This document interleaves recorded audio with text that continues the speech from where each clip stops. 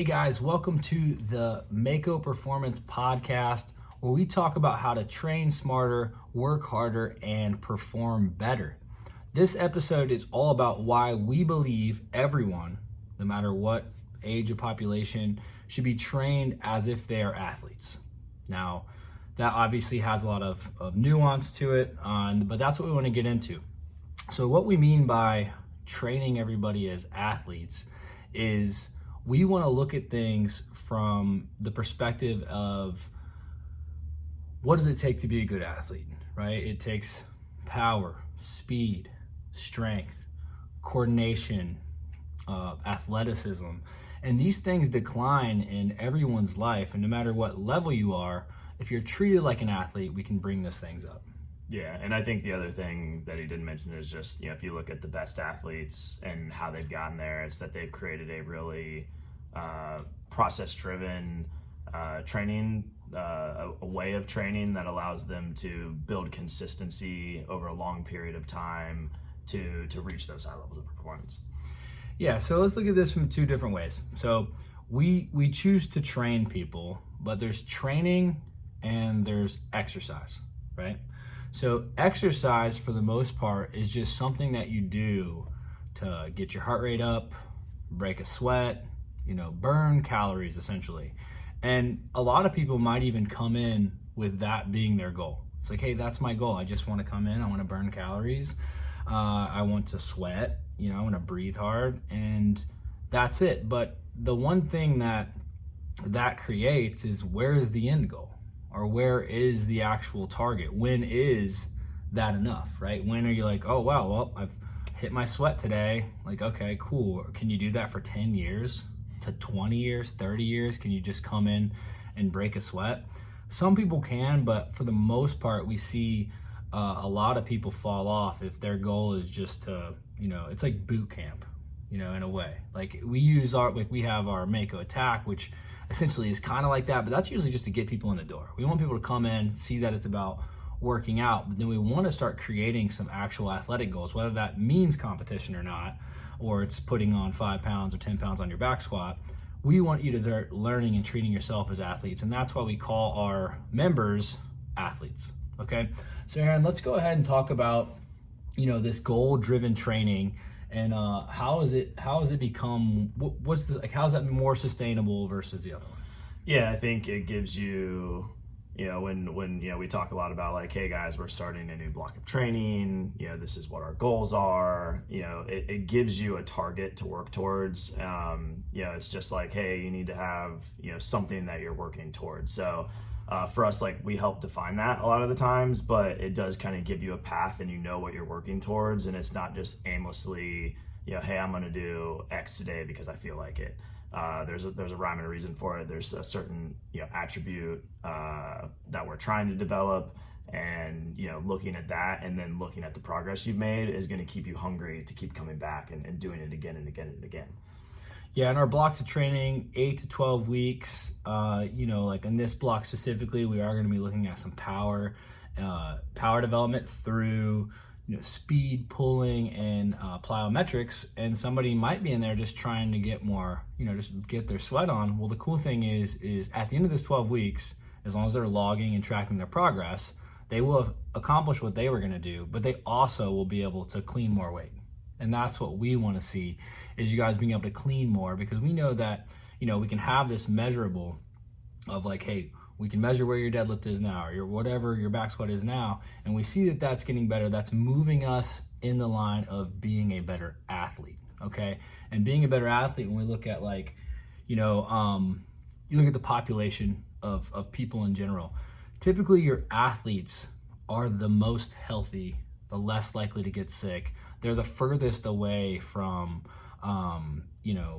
morbidity in a way, right? So we're looking at like, there's definitely a line where, athletics can cross that line where you're really hammering and you're putting in too much, but that's not what our goal is when we're training general athletes in the classes.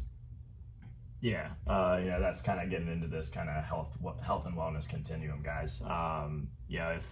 if you're not active and you're not living a healthy lifestyle outside of the gym, like most likely you're more likely to have comorbidity, chronic disease. You start training, you start moving into that wellness category where like, all right, now I'm starting to look fit, I'm feeling better, I'm able to train a little bit more. And then that's where you can maybe shift that needle a little bit further towards like, okay, now I'm really moving and I can start to look at like, what can my body actually achieve, and continuing to push towards, that performance side of things. Yeah, to give you an example, when we had some long-term members with us that came in just to like get stronger and get fit, and a couple of them have signed up to do a 50K trail race with me this year. And I would say, they're 7 years ago, they weren't even thinking about that being a possibility. So it's that consistency and allowing them to just consistently show up and to measure, in the classes, their strength, their work capacity through, our metabolic conditioning. Then now they're like, I want to see where I'm at. And that's where in CrossFit's 100 Words, it talks about regularly learning and participating in new sports. That's what we're talking about, okay? The better ability you have to be able to do new things is what we're looking for.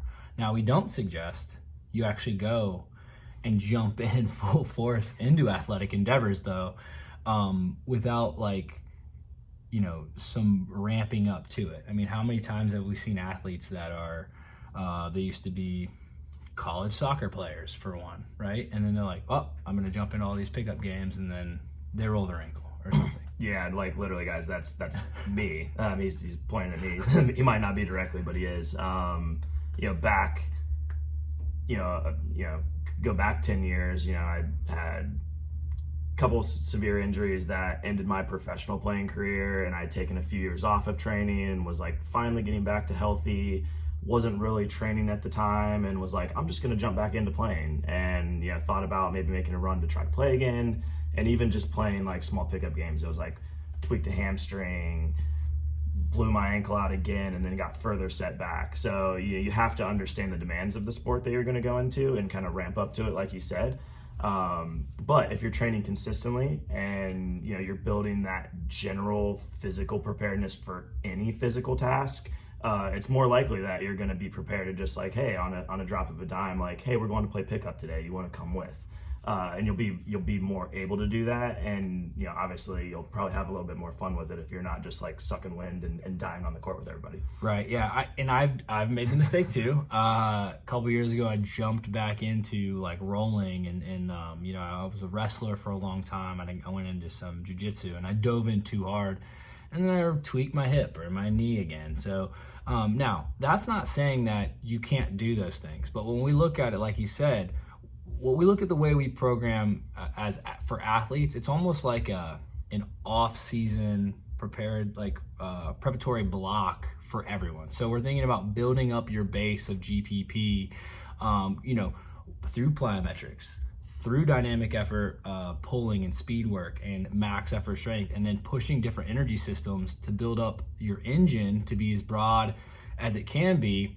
And then if you say, and this is where you should look at us and be like, hey, I do want to go play X. And then we can look at ways to actually augment your training to get more specific. So if you think like we're super general in the class, then we say, hey, let's do an 8-week block where we're doing more change of direction and we're doing more things with single leg work to get you prepared. That is how you could easily jump in to doing something competitively again.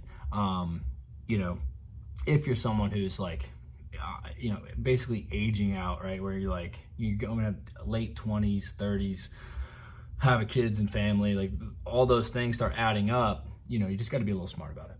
Yeah. Having the ability to do that just means you're going to be able to just go out and enjoy the things that you want to enjoy. Yeah. And it does. And that's where the competition aspect. So we do have that competition aspect when it comes to, what we do, whether that be competing directly in CrossFit. And, we have a ton of competitions in this area, from the Emerald Coast Throwdown that's coming up. That's after the Beach Brawl, the Spring Brawl, and we have the Fall Brawl. We have our Mako Monster Mash. So you could do a very specific GPP, which is CrossFit, is basically trying to find the best general athlete. You could do those competitions, or you could be someone like Aaron who was doing the GPP program. He was into CrossFit, and then that pushed him into very specific sport of weightlifting. Yeah, and guys, just on competition, like when we talk about competition, yeah, I think a lot of people, and again, me being this person early on as a weightlifter, I was like, man, I'm really not going to try to compete until I'm at X numbers. I can do workouts in these time domains. Competition, early on, you don't need to be an elite athlete to compete. It's just a really good way for people early on to test what they've been doing and get in a stage and really, in competition settings, like the extra adrenaline, it can really pull something out of you and let you reach higher level of performance than you maybe do in training. Just the environment alone brings that out. Yeah, that competition environment is very unique, and that is one thing that I love about the Open, especially recapping it. Unfortunately, schedule dictated I was only able to make one Friday Night Lights, but that one I made me realize that we are going to do this on a monthly basis. So you can look out for us doing a CrossFit style task, Open-esque task, whether that be our own personal benchmarks that we've made, CrossFit benchmarks, or something fun that we just throw up. And the whole point of that is to get you guys in a room with everyone else and compete with yourself. Like, find a way to hit a new PR on a lift or push your Fran time a little bit harder. That is what we're going to do, and we're going to try to help create that environment once a month.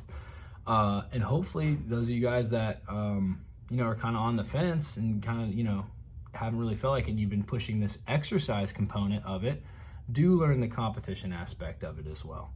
Now, let's talk about, though, because what is there are some I wouldn't say like there's drawbacks to doing it, but execution is everything here. So what can athletes do to not, see this as like, I'm like competing every day situation? Yeah. It goes back to like what we talked about with just like general training guys. Like, you can't hit the throttle button every day. You can't always be hammering it. And I think, early on in our 20s, like that's how we did train. We came in and every day it was 100% effort, 100%, maxing out on everything we did and trying to push the envelope. And ultimately what that's going to lead to is a lot of burnout and frustration and, not seeing progress. You're just overdoing it. So having a competition on the schedule is great, but then like really looking at like, what do I need to do in my training to prepare for that one specific day? And then on that one specific day, that's when it's time to go. That's when it's time to, really reach beyond where you may have been in terms of, your fitness. Yeah, it can lead to injuries, right? It can lead to that if you're overdoing it. And that is why, in the class, it's super important to talk to your coach. It's not a problem to scale, okay? And we're like, we could probably do the whole scaling and progression now, or, yeah. So scaling versus progression, when we look at scaling, it's like scaling, progression, or modifying. There's like three like terms that are thrown around, and sometimes they're thrown around, just kind of like interchangeably. But if we look at modifying, so modifying is when you're going to modify a movement because of what you're feeling, right? If somebody comes in and like, yeah, I have this knee injury thing going on, and maybe it's heavy front squats. I go, well, let's box squat. How does that feel? It should be pain-free. Is it pain-free? Good. It's not pain-free. Can't do that. Okay. Can we hinge? Can we do a deadlift pattern? Okay, we can. Good. That's modifying. That's something that you should do at all times that you're not feeling good. The less you have to modify, the better. But that's what modification really means, is changing movements to allow you to move pain-free and feel really good. For scaling is where we're going to change weight or reps to allow us to hit the stimulus for the day. So that might be, I have a 13-minute cap on this workout that's wall balls and pull-ups, and I can do pull-ups, I can do wall balls, but the wall ball weight, I need to go down. And I'm gonna take the reps of the pull-ups and go down as well. That is scaling. That is good good scaling. That is important to do. The programs we write are for, we're writing for 150, 200 people. We're looking for a specific stimulus, not the RX button. So that's what scaling is. And then progressions is when we're looking at a progression from the standpoint of, I don't have handstand push-ups yet, but I can get inverted and maybe do it to a pad, or I can do an elevated one, or I can do a pike push-up, or I need to build prerequisite strength, so I'm gonna do a seated dumbbell strict press. So that's kind of the three things, that's progression. And all three of those things, can be done and are done when training an athlete, and you guys are athletes. So that's what we need you guys to kind of grasp, that concept of using those three things: modifying, scaling, and progression every single day. And that comes with proper communication with your coach. The coach is obviously looking out for you, but being comfortable with that. And if you're not comfortable with that, and maybe you're used to a certain coach and not another, if you're experiencing something like that and don't feel like you're getting taken care of, you should reach out to me directly. I'm not going to reprimand a coach for not delivering, but I am going to train that coach to better deliver. So that's what our whole job is make sure our entire coaching team can do those three things for 20 people all day long. It's not easy, right? But that is what our job is. And that is what we look forward to doing. So don't feel like you're a burden to the class or a burden to the coach, because you need one of those three things. One of those three things is going to allow you to train hard, feel good, and progress for a long time. Yeah, and I would say, don't think you're a burden on the coach, but also just on an individual level, it doesn't say anything about you that you need to do that. If you look at some of our athletes, and maybe I'll throw Shannon Aiken out as an example, right? Superior athlete, he's a 2 times games champion. Honestly, just watching him, there's not a single day that he's not scaling, modifying, or working a progression on something. And that's what has allowed him to stay healthy, continue to train at his age, and continue to crush things. It can be a little bit of a hit on the ego to say, man, I just really can't do X today. But that's really not what it's about. It's about, getting the most out of the day for you as an individual, and to keep the needle moving. And as long as you're progressing and seeing, weights on the bar increase, your proficiency in certain movements get crisper, you're going to higher skill level movements, you are making progress, which is ultimately the goal. Yeah, and progress is not linear, okay? It's not always linear. Sometimes your progress stalling is it's kind of like what tells you what you need to do next. I can give you a personal example. It was probably 4 weeks ago. I'd been maxing out every Friday, and I was trying to max out the snatch, and I could barely hit 90%. And then I was like, well, let me test the strict press, because I should be able to strict press. And I couldn't hit a number that I've been hitting consistently every week. That means I progressed down. If I look at that on a blip, I'm like, wow, I'm 10% weaker. I'm way worse. But what now the older me does, because before I would have just been super mad and tried to hammer it, I said, well, it looks like I need an easy week. I took the week easy. I then took 3 weeks to progress back up, and now I'm crushing that weight again and going past it. So you got to look at it as an up and down, and just look at trying to get the most out of a single day, right? And that means be able to train tomorrow, right? Be able to train tomorrow. That is a good motto for anyone who's training with us, is if you can't train tomorrow, that's because you overdid it today. That's not what's going to help you succeed in the long run. Yeah, absolutely. Yeah. All right, aesthetics, okay? Because I wanted to kind of touch on that, because it's well, I came in here to lose weight, right? I came in here to get lean, get strong. All of those things, if you look at, I like to look at really any high level athlete. There's probably some exceptions that I'm trying to come up with now. Yeah, I'm thinking of super heavyweight weightlifters, sumo wrestlers, maybe throwers. You got to have a big body, but they're still athletic. And maybe you're okay. And even if you have a big body and you're a bigger body person and you're dude, I don't need to get lean, that's great. I just need you to be able to carry your body through space and move well. But when it looks at the aesthetics part of it, generally you'll kind of fall into whatever kind of athlete you are. Women, this is something we've heard a lot from ladies, is I don't want to get bulky. Well, chances are you probably don't have the genetics to get bulky. I switched over to running a lot, running 25, 30 miles a week. And I was like, I don't want to get small. So I had like the inverse of the female inverse of that when going to running. I was like, I don't want to get little. But what's interesting is all of that really came down to was what I was eating. I started making sure I was hitting more like my calorie intake, hitting my protein intake, and I was going down, weight going down, leaning out, but then I kind of stalled, and now my weight went back up, but still leaning out. So if you're worried about that stuff, don't be, but definitely make sure that you're fueling properly. Like we don't talk about that enough. Realistically, it's kind of a hard subject for some people. I feel like nutrition for a lot of people is almost religious, right? They're like, well, it's like keto, or it's this, or it's that, and it's like, but I have to do this because of social whatever.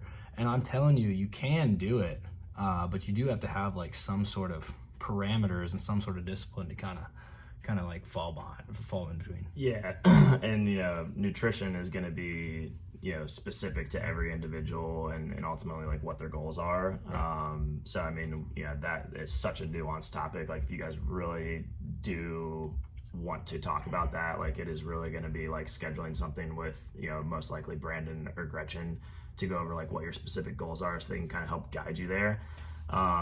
But ultimately, like, why are we in the gym? We all want to look, feel, and perform our best. So from an aesthetic standpoint, like, it's not necessarily the image. Like, if you're feeling better, you're moving better, your performance is better, like, take the aesthetics out of it. You're never going to look like the elite NFL linebacker or wide receiver.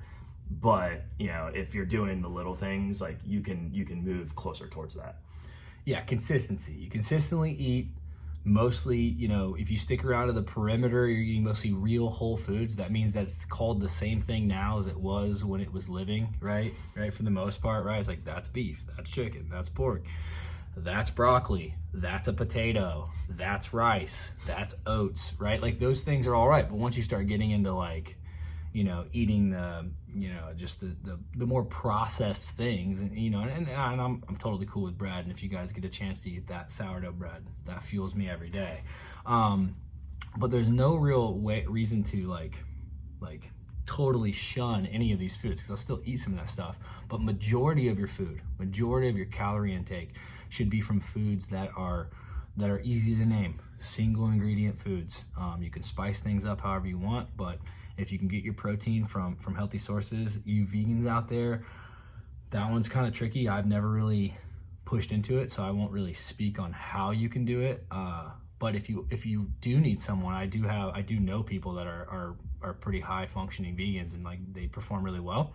But if you don't have any reason not to eat meat, you should. Like you should eat meat, you should eat vegetables, you should eat fruit, you should eat all of those things. You should eat nuts, seeds, everything. There's nothing you shouldn't eat. You just got to watch how much you eat. You know what I mean? Yeah, and don't get me wrong, like, my biggest vice is ice cream, but it's not like I'm pounding a whole tub every day. It's like, that's a treat for me.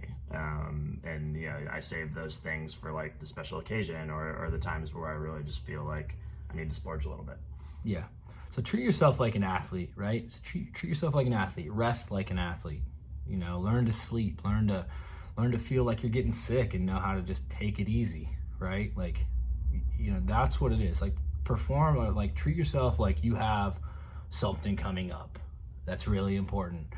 Because some of you guys, your competition is just work. It's life, right? It's all competition. So that's kind of what we want you guys to start focusing on.